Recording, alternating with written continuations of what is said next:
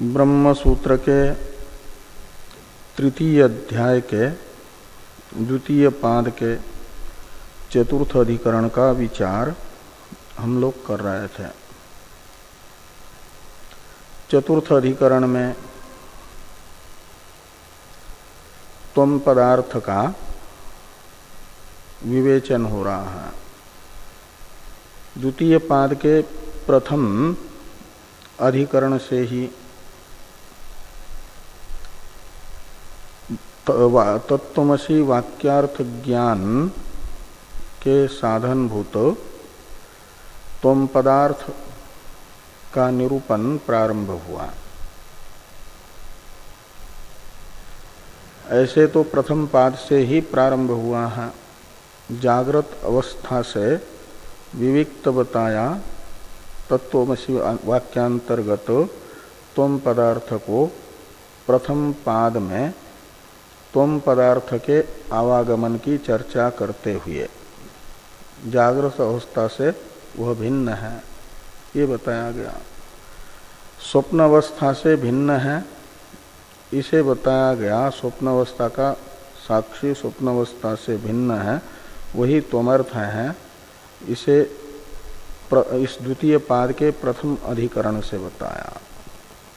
द्वितीय एवं तृतीय अधिकरण से सुषुप्ति अवस्था से भी भिन्न ही तत्त्वमसि वाक्यांतर्गत त्वम पदार्थ को बताया गया। लौकिक प्रमाण से जीव की चार अवस्थाएं प्रसिद्ध हैं। जागृत, स्वप्न, सुषुप्ति और मरण अवस्था। ये सभी जीवों में प्रसिद्ध है और किसी किसी जीव विशेष में एक मूर्छा अवस्था भी अनुभव में आती है। मूर्छा सार्वत्रिकी नहीं है, सर्वजीव साधारण नहीं है, किसी किसी जीव विशेष के अनुभव में आती है। तो वो जो क्वाचित की मूर्छा अवस्था है उसे सर्वजीव साधारण इन चार अवस्थाओं में से ही किसी अवस्था विशेष रूप माना जाए या इन प्रसिद्ध चार अवस्थाओं से अतिरिक्त माना जाए मूर्छा को। इस प्रकार का संशय होने पर उसकी निवृत्ति का उपायभूत यथार्थ निर्णय अनुकूल विचारात्मक ये चतुर्थ अधिकरण है। पूर्व पक्ष का तो मानना था प्रसिद्ध चार अवस्था में से ही कोई अवस्था विशेष हो जाएगी। जिस अवस्था का साम्य मूर्छा अवस्था में प्रतीत होगा तदात्मक मूर्छा अवस्था को माना जाएगा। तो सिद्धांत इस अधिकरण का है कि मूर्छा प्रसिद्ध चार अवस्थाओं में से किसी भी अवस्था में अंतर्भूत न हो पाने के कारण प्रसिद्ध चार अवस्थाओं से अतिरिक्त पंचमी अवस्था है, पांचवी अवस्था है मूर्छा। उसे प्रसिद्ध चार अवस्था में से किसी अवस्था में अंतर्भूत नहीं कर सकते। इसे सूत्रस्थ परिशेषात इस हेतु से कहा गया। कहा कि चार अवस्थाओं में से जागृत अवस्था रूपा मूर्छा को इसलिए नहीं कहा जा सकता कि जागृत का वैलक्षण्य मूर्छा में है। जागृत जो अवस्था अभिमानी जीव होता है वह उसे ऐन्द्रियक ज्ञान होता है और देह धारण रूप व्यापार से युक्त होता है। वो मूर्छित व्यक्ति मूर्छा अवस्थापन्न व्यक्ति को ऐन्द्रियक ज्ञान नहीं होता, देह धारण नहीं होता। ये जागृत से मूर्छा का वैलक्षण्य होने से जागृत में मूर्छा का अंतर्भाव नहीं किया जा सकता। और स्वप्न में द्वैत बोध होता है, भेद ज्ञान रहता है, मूर्छित व्यक्ति को भेद ग्रह नहीं होता। इसलिए वो भेद ग्रह रूपी संज्ञान से रहित अवस्था मूर्छा होने के कारण उसे स्वप्न नहीं कहा जा सकता। तो कहा फिर भेद ग्रह सुसुप्ति में भी नहीं होता। उससे पहले ये कहा कि मरण रूप माना जाए, फिर तो कहा कि मरण रूप भी नहीं मान सकते, इसलिए कि जो मृत व्यक्ति है उसमें औष्ण्य और प्राण का अभाव होता है। उसका शरीर ठंडा पड़ता है मृत का, और प्राण नहीं रहते उसमें।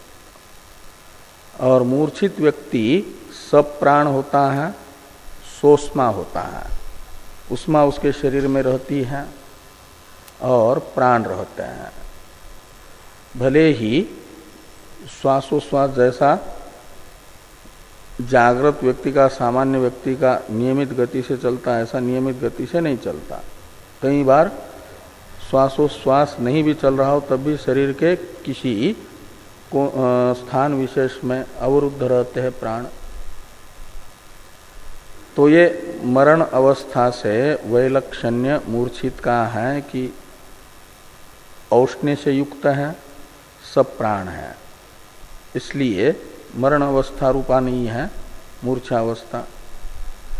तो कहा फिर निस्संज्ञत्व का मतलब भेद ग्रह राहित्य रूप समानता आपके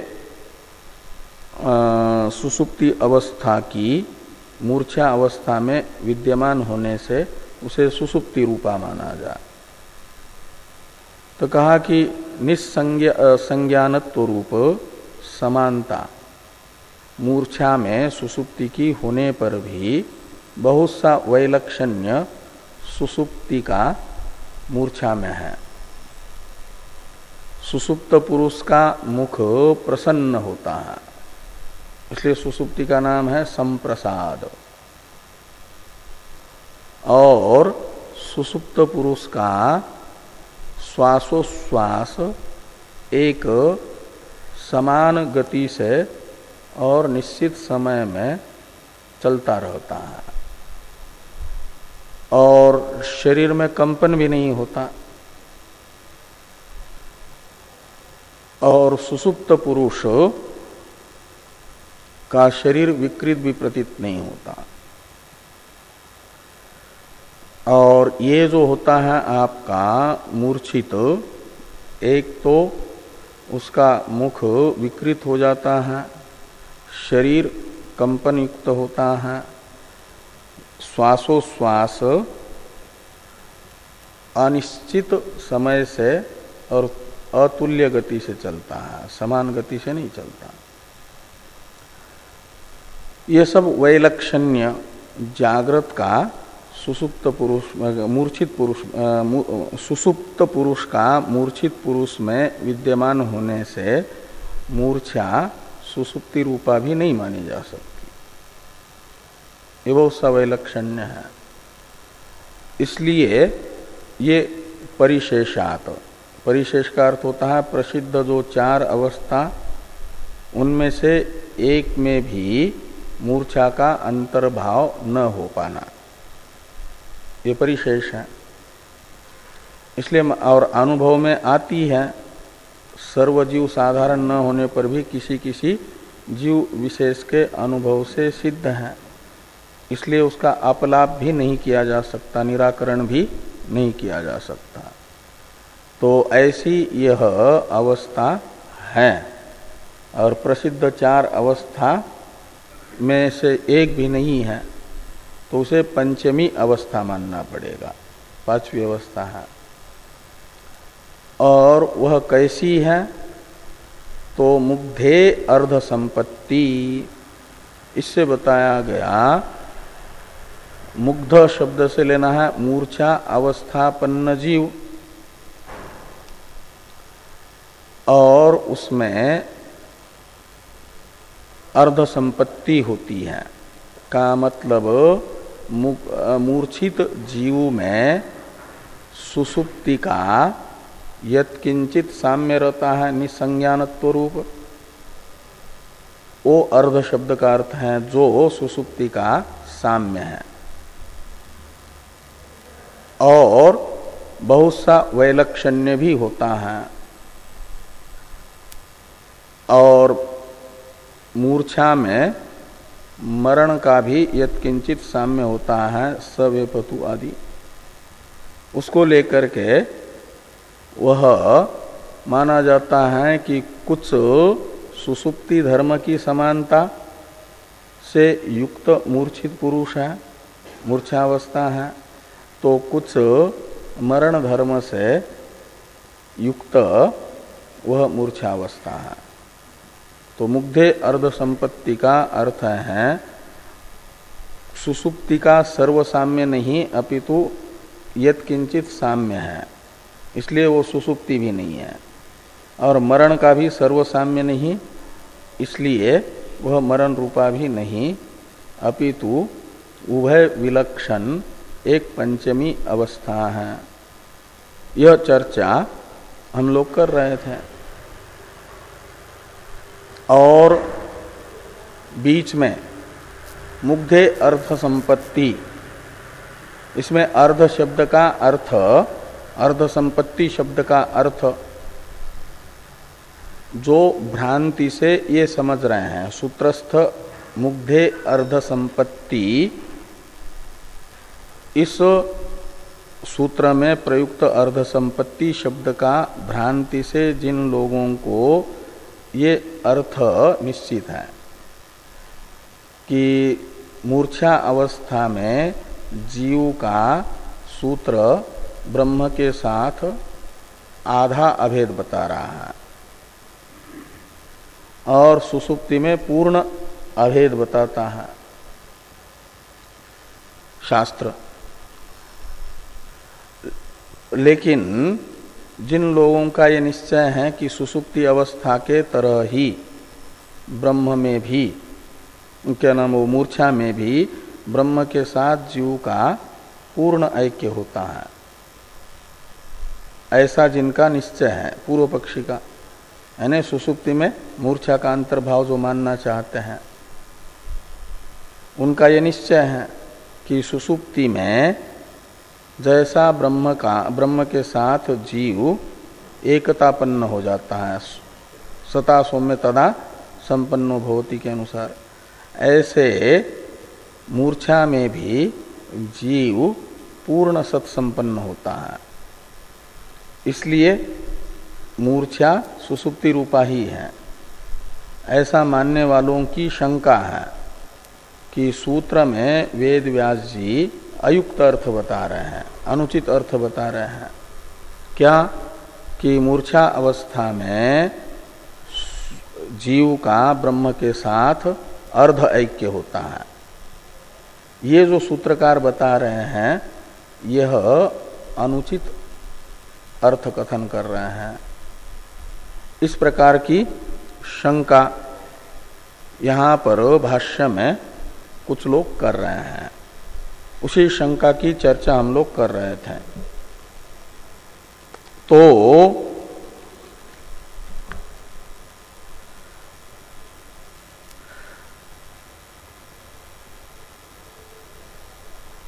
कथम पुनः अर्ध संपत्तिर मुग्धता इति शक्यते वक्तुम, ये जो शंका वाक्य है सूत्रात्मक, इसी का विवरण यावता सुक्तम प्रति तावद उक्तम श्रुत्या इत्यादि से किया जा रहा था।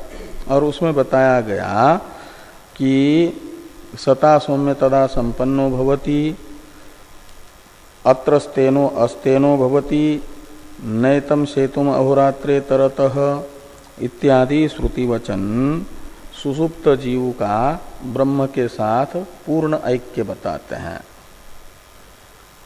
वैसा ही मूर्छित का ब्रह्म के साथ पूर्ण ऐक्य होगा।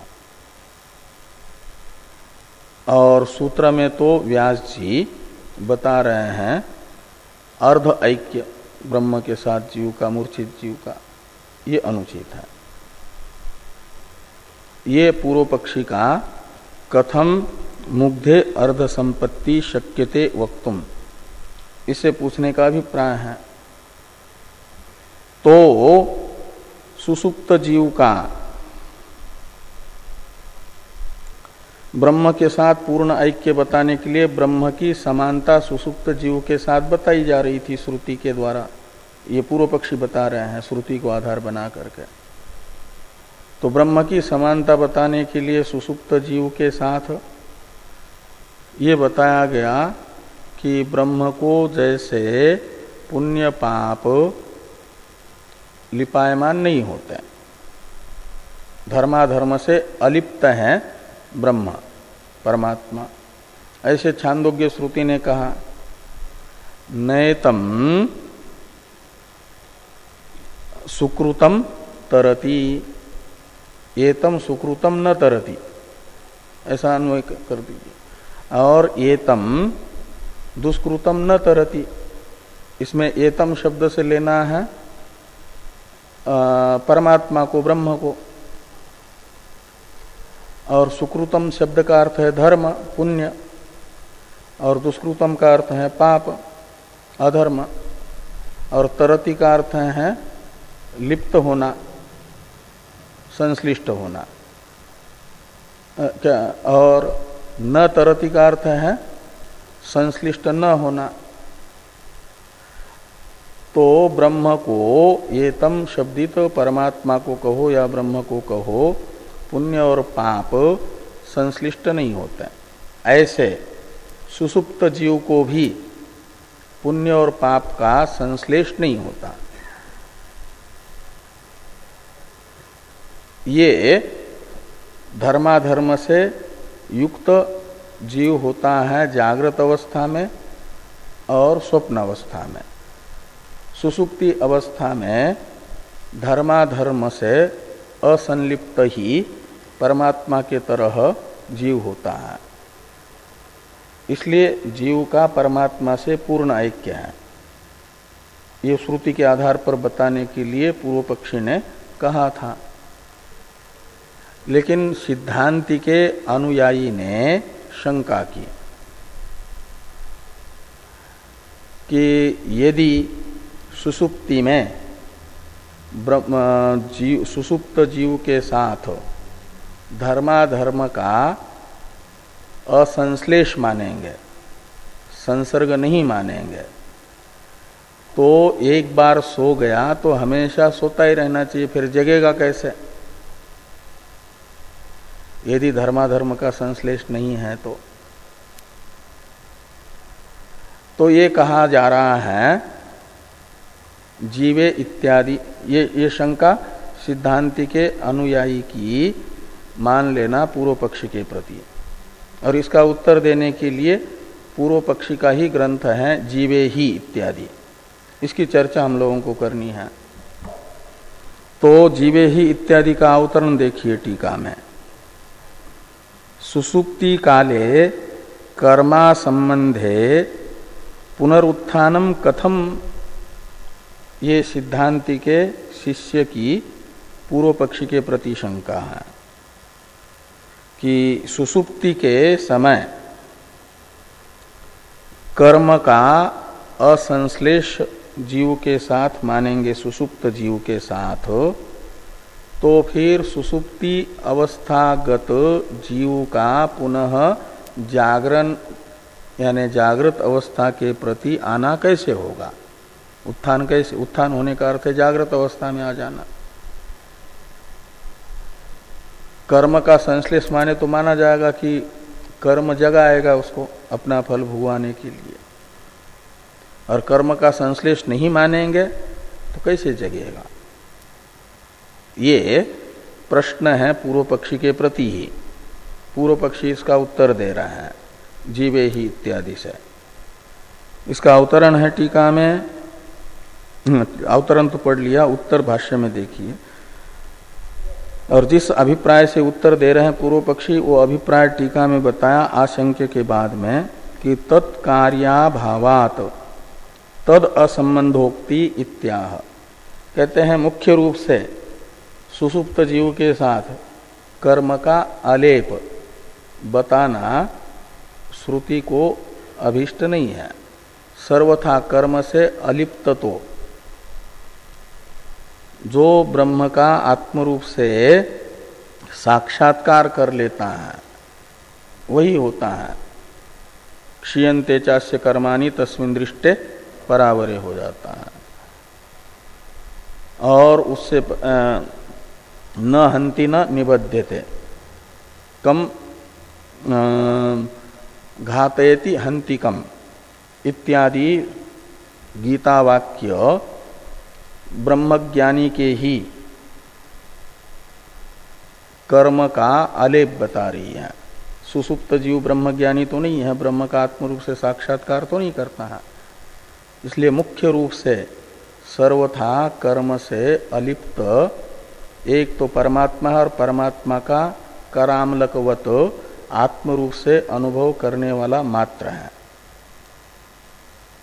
और बाकी सुसुप्त जीव परमात्मा का करामलकवत आत्मरूप से अनुभव नहीं कर रहा है।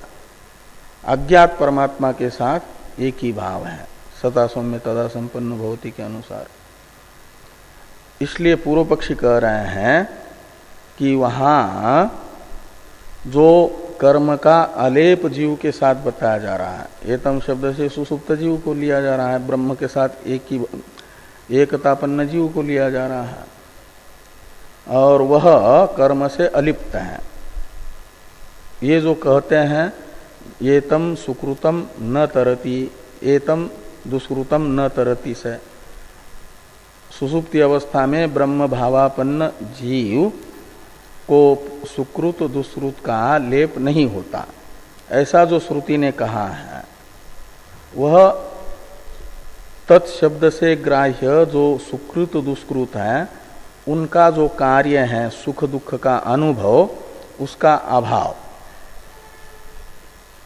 सुसुप्त पुरुष को कर्म फलभूत सुख दुख का अनुभव रूपी भोग नहीं होता, वो भोक्ता नहीं होता, उसमें भोक्तृत्व तो नहीं है उस समय। और वो जो सुख दुख का अनुभवित्व रूप भोक्तृत्व का अभाव, ये कर्मफल का अभाव है। कर्मफल है सुख दुख का अनुभवित्व रूप भोक्तृत्व नहीं, वो कारण अवस्था है। इसलिए वहां कर्म का फल है सुख दुख का अनुभव, उसका अभाव है। तत्कार्य में तत्शब्द का अर्थ है सुकृत दुष्कृत, उसका कार्य यानी फल वो है भोग, और भोग कहते हैं सुखानुभव दुखानुभव को, और उसका अभाव सुसुप्ति में होने से कारण का भी अभाव बताया जा रहा है। कार्य ही नहीं है तो बताया जा रहा है कि वहां फिर सुख दुख का अनुभव का निमित्तभूत जो कर्म है वह भी नहीं है, ऐसा गौण रूप से बताया जा रहा है। उसका बीज वहां है लेकिन वो नहीं है, अभिव्यक्त कर्म नहीं है, फलोन्मुख कर्म नहीं है, बीज अवस्थापन्न कर्म है। अनभिव्यक्त फल उन्मुख जो कर्म है उसका अभाव है।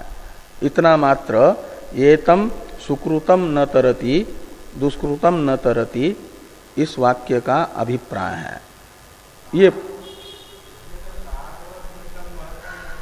है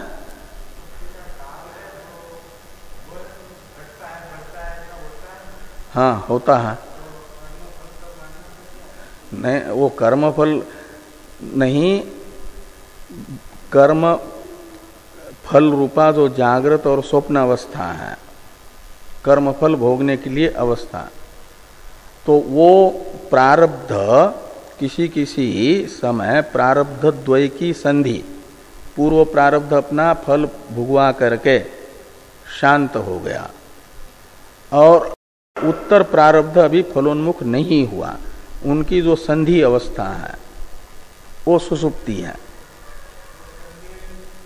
और वो जो संधि है उसके लंबे होने में और अल्प होने में निमित्त है वो प्रारब्ध। वो उसके इसमें यानी संधि कम ज्यादा होने में तो शूटिंग होते समय, जैसे किसी किसी में फिल्म में शूटिंग करते समय कोई प्रतिबंधक बीच में आ गया, वो पर्दा वो जो शीशे पे लगाया होता है आवरण वो नहीं हटा तो दृश्य नहीं आता, तो उतना बिना इसका दिखता है। तो उसको जो है वैसा वो प्रारब्ध बनते समय बन जाता है। कभी कभी घनीभूत प्रारब्ध होता है, कभी थोड़ा शिथिल होता है। तो वो प्रारब्ध का फल रूपा अवस्थाओं का तो घनीभूत प्रारब्ध, शिथिल प्रारब्ध, इसको लेकर के वो संधि काल का घटना बढ़ना हो जाएगा। तो तत्कार्य अभावात तद असंबंधोक्ति, यानी कर्म संबंध के अभाव का कथन है, असंबंध कथन है। इस अभिप्राय से पूर्व पक्षी ने लिखा कि जीवे ही सुकृत दुष्कृतयोः प्राप्ति सुखित्व दुखित्व प्रत्यय उत्पादनेन भवति। सुकृत दुष्कृत की प्राप्ति का अर्थ है सुकृत दुष्कृत का संसर्ग, संबंध, संश्लेष। तो जीव के साथ सुकृत दुष्कृत का संश्लेष माना जाता है, वो तो अदृष्ट है ना। सुकृत दुष्कृत तो ऐन्द्रियक ज्ञान का विषय नहीं है, प्रत्यक्ष नहीं है, इसलिए उसे अदृष्ट कहते हैं। तो अदृष्ट का फल द्वारा अनुमान किया जाता है। तो जीव के साथ सुख दुख का संश्लेष अनुमेय है। जैसे पर्वत में दूर से धूम दिखता है तो वही अनुमेय होता है, माना जाता है कि बिना अग्नि के कहीं पर भी धुआं होता नहीं, पर्वत में धुआं है तो निश्चित ही अग्नि है, ऐसा अनुमान किया जाता है। ऐसे कर्म प्रत्यक्ष नहीं दिखता, जैसे पर्वत में धूम प्रत्यक्ष दिख रहा है, लेकिन उसके फल का अनुभव होता है। उसका फल है सुख दुख, उसका अनुभव हो रहा है। यदि जैसे धुआं दिख रहा है तो वन्नी का अनुमान होता है। ऐसे कर्म का फलभूत सुख दुख का अनुभव देख करके, कर्मफल देख करके जीव में कर्मफल का साधनभूत जो कर्म है उसका संश्लेष अनुमेय है, उसका अनुमान किया जाता है। ये यहाँ पर कहते हैं पूर्व पक्षी। और यदि पर्वत में धुआं न दिखे तो अग्नि का अनुमान भी नहीं होगा, अग्नि तो अदृष्ट ही है।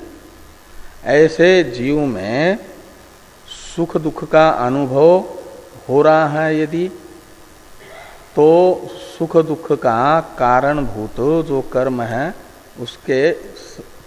उसका संश्लेष का निश्चय किया जाता है, कर्म के संश्लेष का।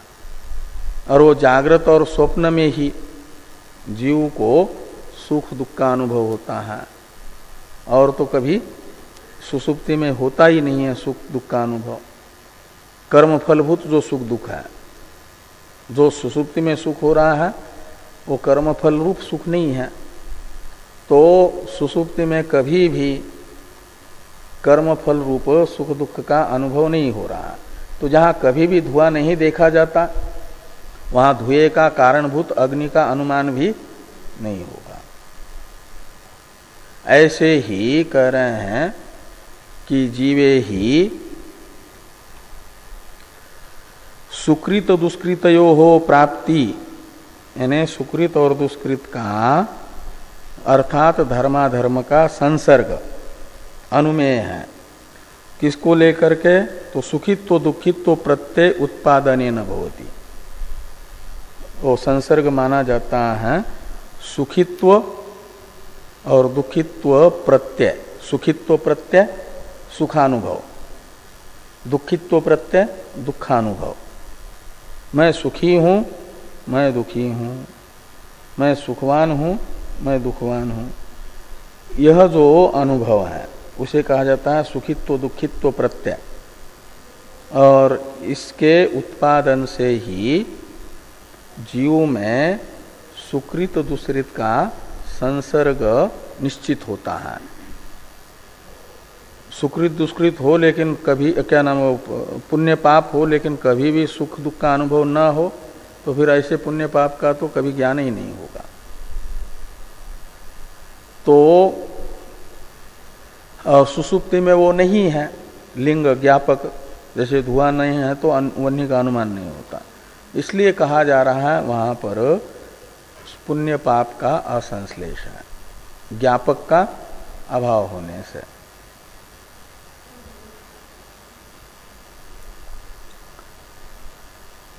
तो न च सुखित्व प्रत्ययो दुखित्व प्रत्ययो वा सुसुप्ते विद्यते। तो सुखित्व प्रत्यय और दुखित्व प्रत्यय सुसुप्ति अवस्था में नहीं होता है।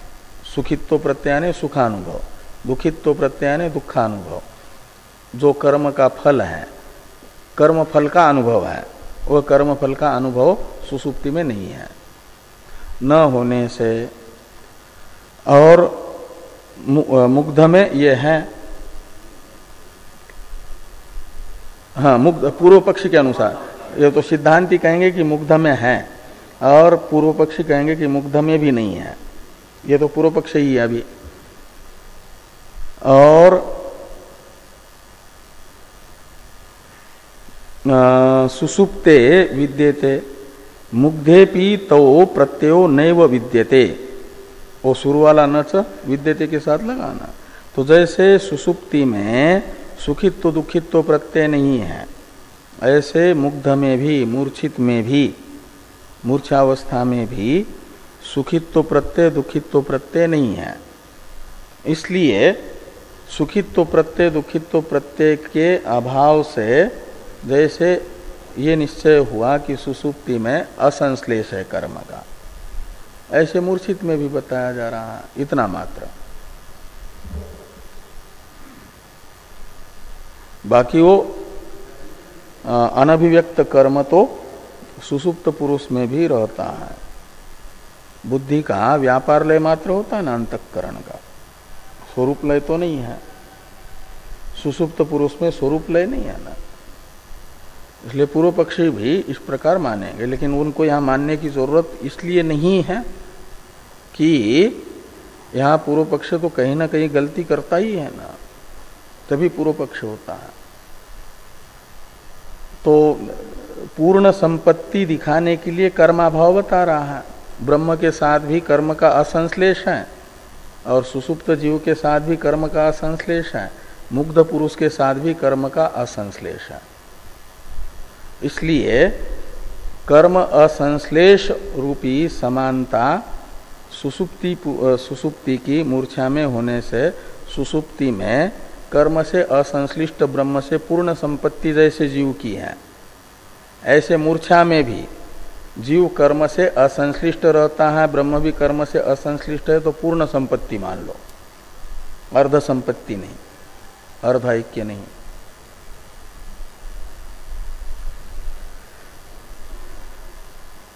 आगे यही कहा जा रहा है, तस्मात् उपाधि उपशमात् सुसुप्तवत मुग्धेपि कृष्ण संपत्तिरेव भवितुम अर्हति न अर्ध संपत्ति। तो तस्मात् का अर्थ है सुसुप्ति अवस्थापन्न जीव के तरह ही मूर्छा अवस्थापन्न जीव भी कर्म से असंश्लिष्ट होने से, कर्म से असंश्लिष्ट ब्रह्म के साथ मूर्छा अवस्था में भी मुग्ध जीव का पूर्ण संपत्ति यानी तादात्म्य माना जाए, अर्ध तादात्म्य नहीं। और व्यास जी ने कहा मुग्धे अर्थ संपत्ति, जो मूर्छित है उसका ब्रह्म के साथ आधा ऐक्य होता है, अर्ध संपत्ति होती है, ये गलत है।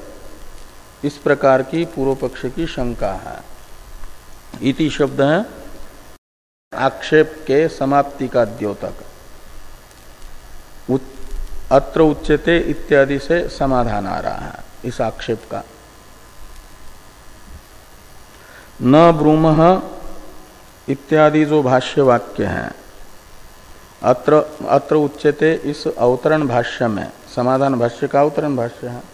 अत्र यानी अस्याम आशंकायाम, अस्मिन आक्षेपे सती कहो या अस्याम आशंकायाम प्राप्तायाम, यह आशंका प्राप्त होने पर अस्माभि उच्यते, हम लोगों के द्वारा इस आक्षेप का समाधान किया जाता है, इस शंका का समाधान किया जाता है। तो समाधान भाष्य है न ब्रूम इत्यादि, इसकी अवतरण टीका है। तो टीका में देखिए, ब्रह्मणा कृष्ण संपत्तिम अंगीकृत्य परिहरति न ब्रूम इति।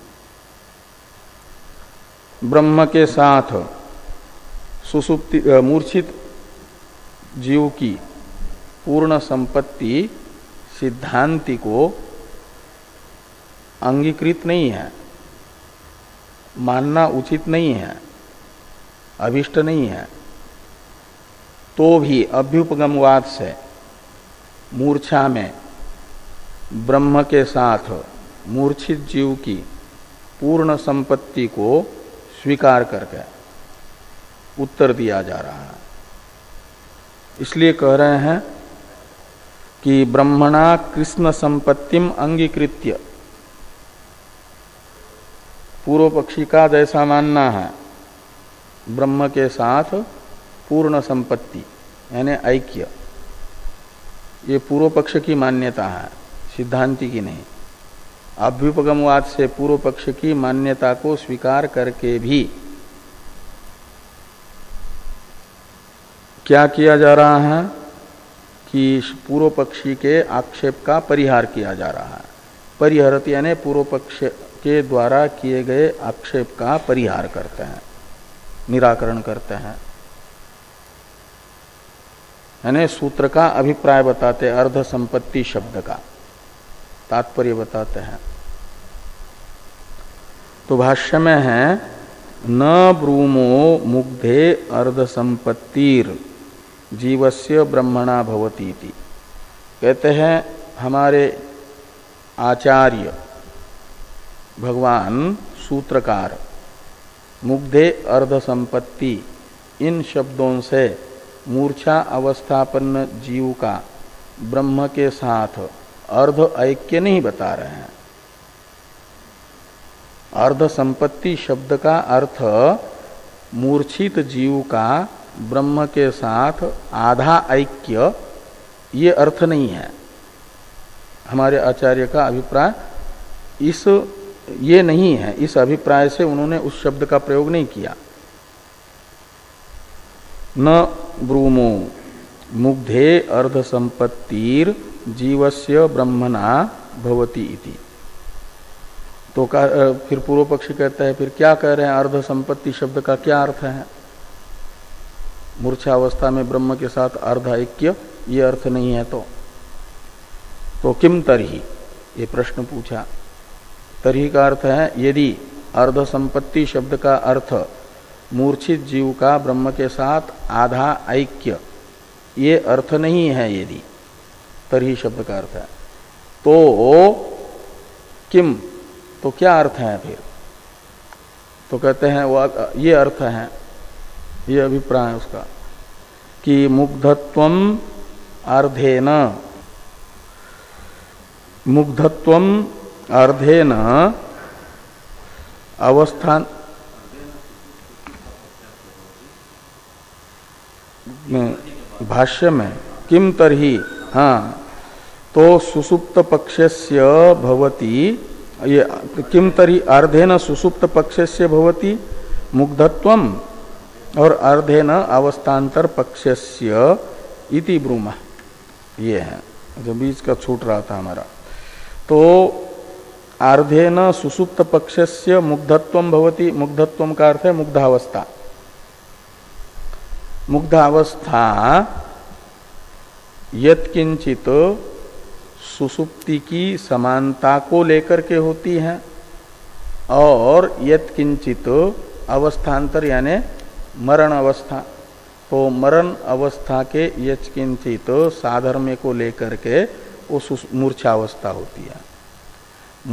मूर्छा अवस्था पूर्ण रूप से सुसुप्ति नहीं, पूर्ण साम्य सुसुप्ति का भी नहीं, साधर्म्य वैधर्म्य है सुसुप्ति का। ऐसे मरण का भी साधर्म्य वैधर्म्य है। इसलिए मूर्छा न तो सुसुप्ति है उसका वैधर्म्य भी होने से, और न तो मरण है, मरण का भी वैधर्म्य होने से। अवस्थान्तरस्य अर्धेन में अवस्थान्तर शब्द से मरण को ले लेना। तो इस प्रकार ये कह रहे हैं कि अर्धेन सुसुप्त पक्षस्य भवति मुग्धत्वम, यानी मुग्ध अवस्था सुसुप्ति के निस्संज्ञानत्व रूप अर्ध शब्दित यत्किंचित धर्म की समानता को लेकर के होती है।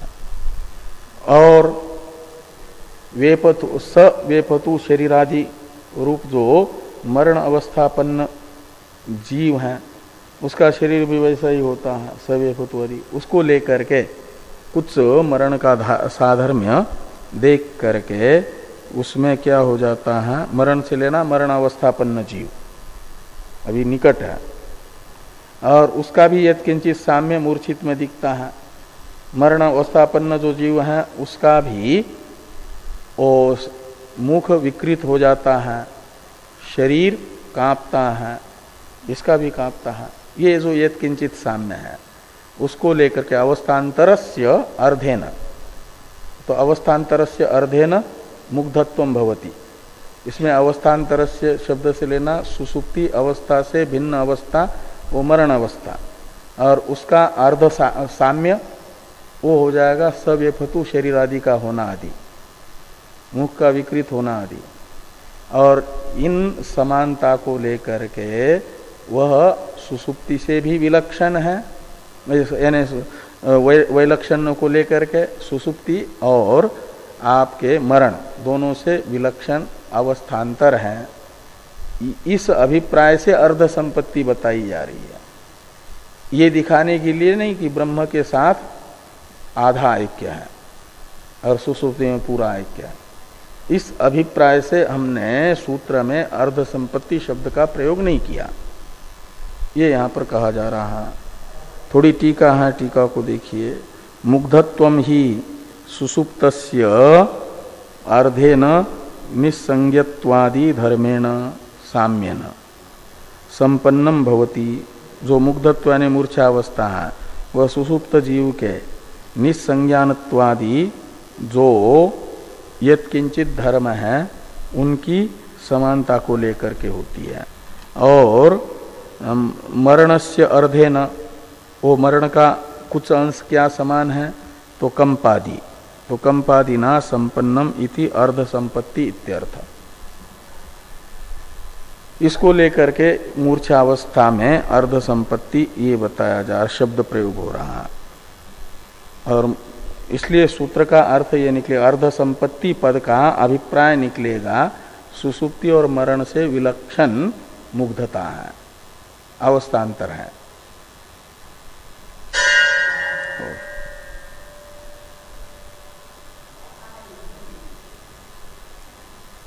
तो दर्शिते च मोहस्य स्वापेन साम्य वैषम्ये, तो मोह की यानी मोह शब्द का अर्थ है मूर्छा, तो मूर्छा सुसुप्ति, स्वाप शब्द का अर्थ है सुसुप्ति, तो मूर्छा का सुसुप्ति के साथ साम्य भी और वैषम्य भी पहले हम बता चुके हैं, सिद्धांति कह रहे हैं। निस्संज्ञानत्वादि साम्य है और प्रसन्न वदनत्वादि सुसुप्त में है, उसमें प्रसन्न वदनत्वादि नहीं है, ये वैषम्य भी है, ये बता चुके हैं। इसलिए कुछ धर्म की समानता इतना मात्र है। अब द्वारंच इत्यादि की अवतरण टीका है। इतोपि सुसुप्ति वैषम्यम इत्याह द्वारंच इति।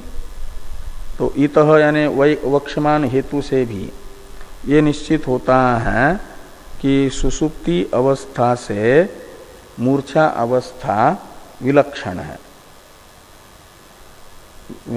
विलक्षण धर्म से युक्त है। द्वारंच एतत् मरणस्य, एतत् यानी ये जो मूर्छावस्था है, मोह है, ये मृत्यु का द्वार भी है। कभी कभी मूर्छित व्यक्ति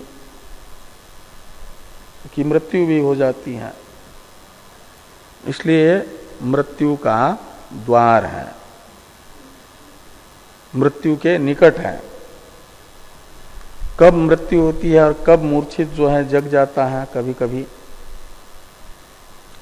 तो उसका प्रारब्ध यदि अवशिष्ट है, सुख दुख के अनुभव का निमित्त भूत, इसी शरीर में रहने का निमित्त भूत प्रारब्ध यदि अवशिष्ट है तो मूर्छा से भी जागृत अवस्था में जाता है, इसी शरीर में उत्थित हो जाता है। और यदि प्रारब्ध समाप्त हो गया तो मूर्छा में दुख भोगने का जितने दिन का प्रारब्ध है उतना दिन का प्रारब्ध भोग करके फिर सीधा मूर्छा अवस्था से ही मृत्यु अवस्थापन्न हो जाता है। ये आगे कह रहे हैं कि यदा अस्य सावशेषम कर्म भवति तदा वांग मनसे प्रत्यागच्छत। मूर्छावस्था में तो वाक शब्द से उपलक्षित बाह्य इंद्रिया और मन शब्द से कही जाने वाली अंतःकरण रूपी अंतर इंद्रिय दोनों भी व्यापार उपरत होते हैं और वो आ जाते हैं वापस, सब व्यापार हो जाता है, यानी बाह्य संज्ञान से युक्त हो जाते हैं। कब? यदि सावशेष कर्म है यानी प्रारब्ध अवशिष्ट है तो। और यदा तु निरवशेषम कर्म भवति, जब प्रारब्ध शेष नहीं रहता है, अंतिम अवस्था में मूर्छित हो जाता है, तो तदा प्राण उष्माणु अपगच्छता, जो उसके शरीर में मरण से वैलक्षण्य बताने वाली प्राण की विद्यमानता और उष्मा की विद्यमानता थी वो नहीं रहती। प्राण भी चले जाते हैं और औष्ण्य भी चला जाता है, शरीर का ठंडा पड़ जाता है शरीर, यानी मृत्यु हो जाती है। इसलिए इसे मृत्यु का द्वार भी कहा जाता है। तस्मात् अर्ध संपत्तिम ब्रह्मविदः इच्छन्ति, इसलिए मूर्छा को पूर्ण सुसुप्ति और पूर्ण मृत्यु अवस्था भी नहीं, मृत्यु के यत और सुसुप्ति के यत किंचित धर्म से युक्त समान अवस्था मानी जाती है, वही नहीं है, उसके समान है, उनसे विलक्षण है। समान जो होता है वो सादृश्य तो भेद युक्त होता है ना, इसलिए न तो सुसुप्ति है न तो मरण है, उनके समान एक अलग अवस्था है मूर्छा अवस्था। तस्मात् अर्ध संपत्तिम ब्रह्मविदः इच्छन्ति, ब्रह्मविद है, इसमें ब्रह्मविद में ब्रह्म शब्द का अर्थ है वेद, तो ब्रह्मविद यानी वेदार्थविद, तो वेदों के ठीक ठीक अर्थ को समझने वाले जानने वाले जो शिष्ट लोग हैं ब्रह्मविद, वे मूर्छा को अवस्थान्तर मानते हैं, न सुसुप्ति मानते हैं न तो मरण मानते हैं।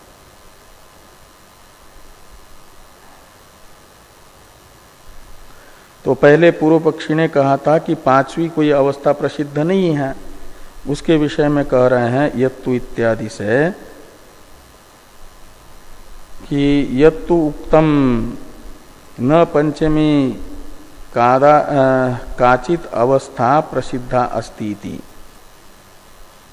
नैष दोषः। पूर्व पक्षी ने पहले जो कहा था 4 ही अवस्थाएं प्रसिद्ध हैं, 5वीं कोई अवस्था प्रसिद्ध नहीं है करके, तो कहते ये भी दोष नहीं है, नैष दोषः।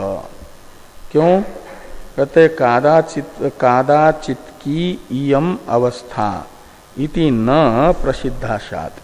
ये अवस्था तो कादाचित की है का मतलब किसी किसी जीव विशेष में आने वाली अवस्था है। सर्वजीव साधारण नहीं है, क्वाचित की है कभी, और किसी जीव में हमेशा होने वाली भी नहीं है।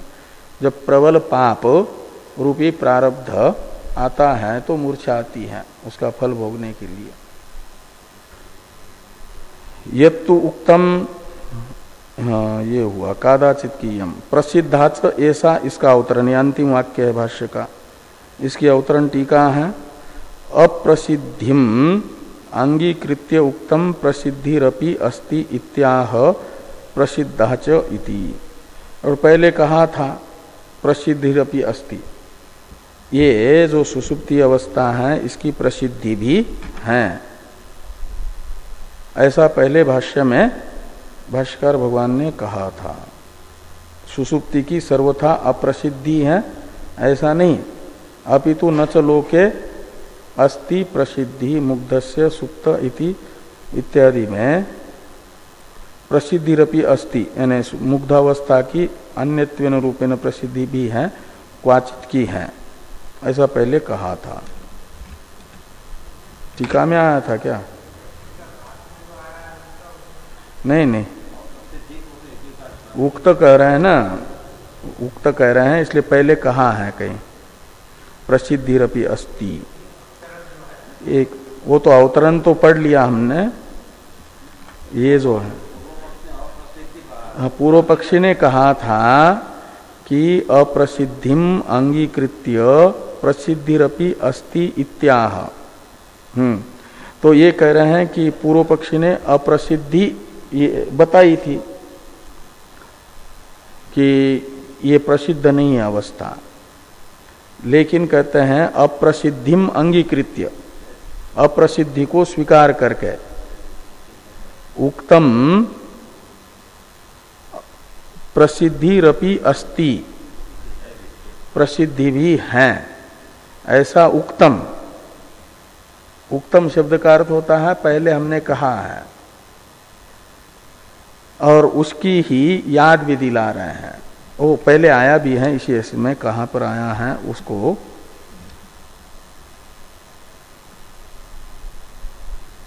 प्रसिद्धिरपि अस्ति ऐसा आया नहीं क्या कहीं?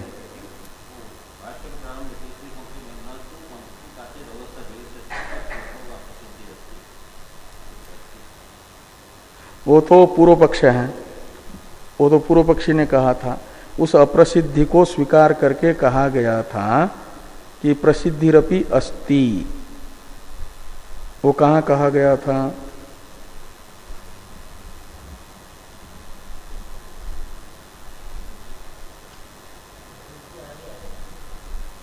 ये तो यहाँ प्रसिद्धा इससे तो कही रहे हैं भाष्य में, वो तो अलग बात।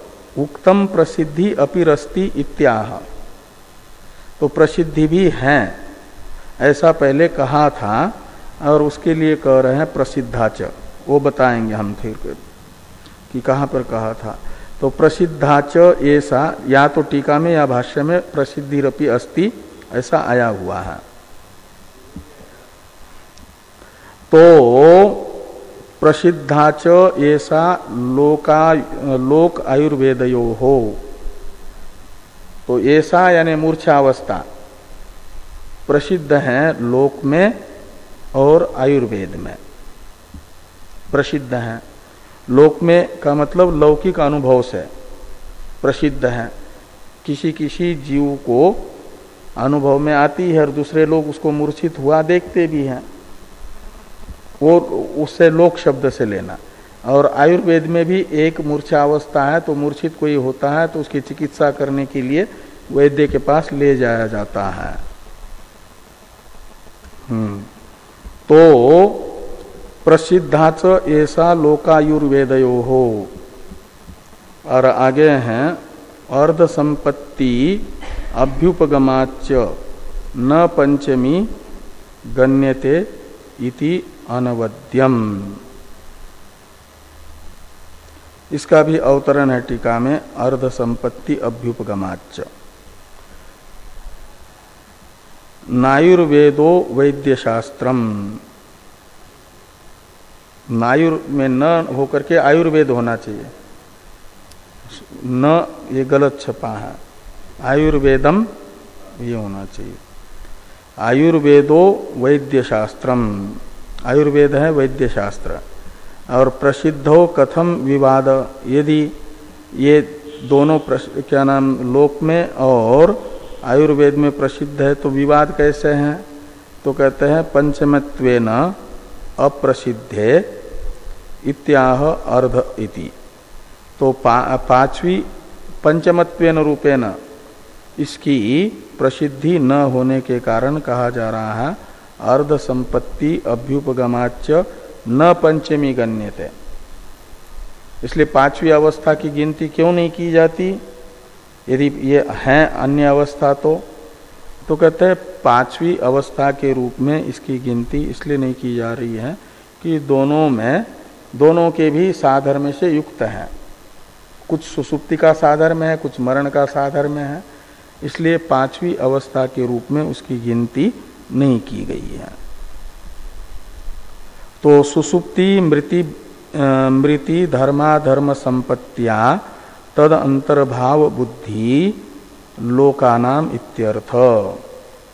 ये अर्ध संपत्ति अभ्युपगमाच्य का अर्थ है कि सुसुप्ति अवस्था और मरण अवस्था के कुछ धर्मों से युक्त मूर्छा अवस्था होने के कारण मूर्छा लोक में भ्रांति से ये सुसुप्ति और मरण के रूप में प्रसिद्ध हो गई।